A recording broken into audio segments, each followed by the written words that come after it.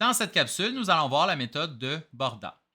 Dans chacune des procédures qui suivent, les électeurs doivent ordonner les candidats selon leurs préférences. Ces méthodes sont plus complexes à mettre en œuvre, mais plaisent généralement à une plus grande partie des électeurs. Contrairement aux procédures de vote précédentes dans lesquelles l'électeur pouvait voter pour un ou des candidats, pour la méthode de Borda et les prochaines méthodes que nous allons voir, chaque électeur devra ordonner les candidats selon ses préférences à lui.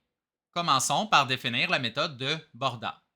C'est un système de pointage qui permet de déterminer le gagnant. On accorde autant de points que de candidats pour un vote de premier choix, un de moins pour un vote de deuxième choix, et ainsi de suite. On accorde un point pour un vote de dernier choix et le candidat ayant obtenu le plus de points l'emporte. Par exemple, dans une élection à 4 candidats, le nombre de points accordés pour chacun des votes est indiqué dans le tableau ci-dessous.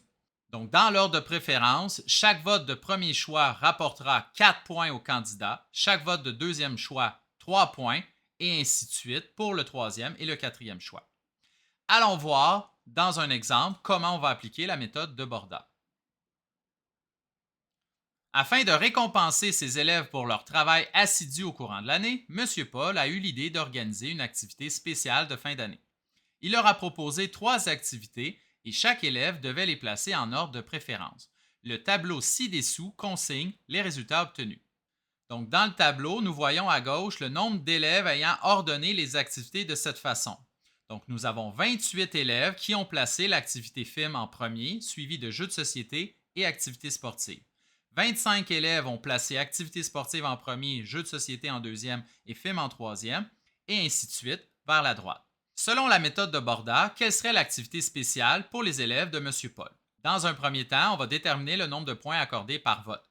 Il y avait 3 choix possibles, donc ce qui fait en sorte que chacune des activités classées premier choix va rapporter 3 points.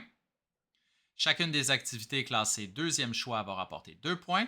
Et pour un troisième choix, l'activité recevra un seul point. Maintenant, on va aller déterminer le nombre de points récoltés pour chacune des activités. L'activité film a été classée par 28 élèves comme premier choix, donc chacun de ces choix rapporte 3 points. Elle a été classée troisième choix par 25 élèves, donc chacun de ces choix rapporte 1 point. Elle a été classée deuxième choix par 21 élèves, donc 2 points. Et elle a été classée premier choix par 16 élèves, donc 3 points par choix, pour un total de 199 points. Pour l'activité jeu de société, 28 élèves l'ont classé deuxième choix, donc chacun de ces choix rapporte 2 points. 25 élèves l'ont classé également deuxième choix.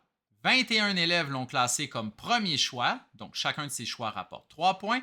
Et 16 élèves l'ont classé comme dernier choix, 1 point pour chacun de ces choix, pour un grand total de 185.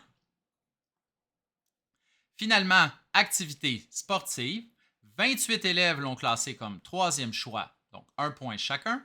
25 élèves l'ont classé comme premier choix, 3 points chacun. 21 élèves l'ont classé comme troisième choix, donc 1 point chacun. Et 16 élèves l'ont classé comme deuxième choix, pour un grand total de 156 points. Donc, selon la méthode de Borda, l'activité spéciale sera film puisqu'elle a récolté plus de points que les autres activités. Voilà,